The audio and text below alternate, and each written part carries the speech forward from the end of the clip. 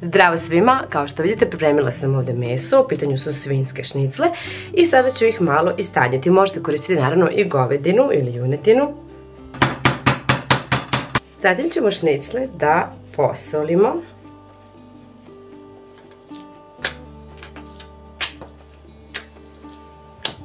Sa obe strane. Možete koristiti i suvi začin umjesto soli.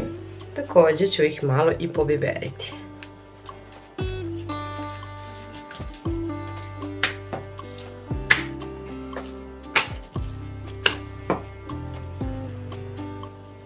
Začinjeno meso ćemo zatim da uvaljamo u brašno.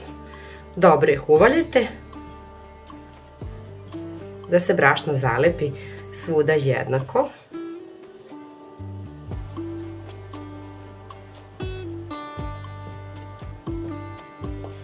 Sipat ćemo malo ulja i ostaviti da se ugreje.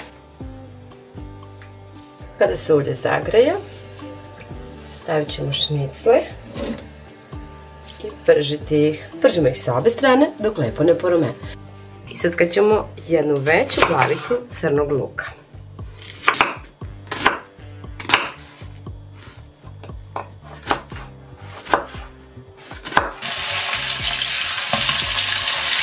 I dovoljno je samo malo da uhvate koricu.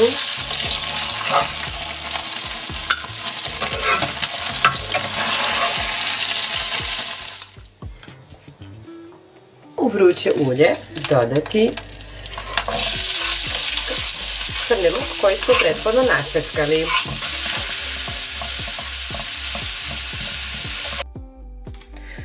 Dodajem i jedan čajan belog luka, pa sve to promešam i u posebnu činiju ću da ovako namarujem jedan buljon od povrća u toplu vodu.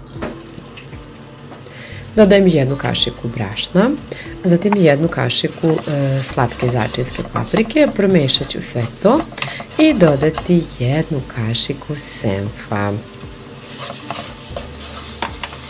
Promešat ću kako bi se i senf otopio, pa sipati postepeno ovu tečnost sa buljonom.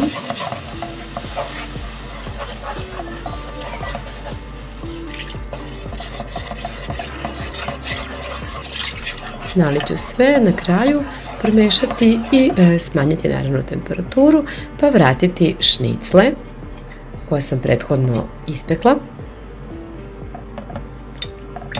poklopiti, a zatim ih krčkati na umerenoj i slaboj temperaturi nekih 20 minuta, odnosno dok se lepo ovako ne zgusnu. Možete ih služiti uz pire krompir ili pirinač.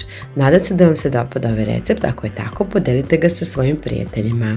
Vidimo se neki drugi put, ćao!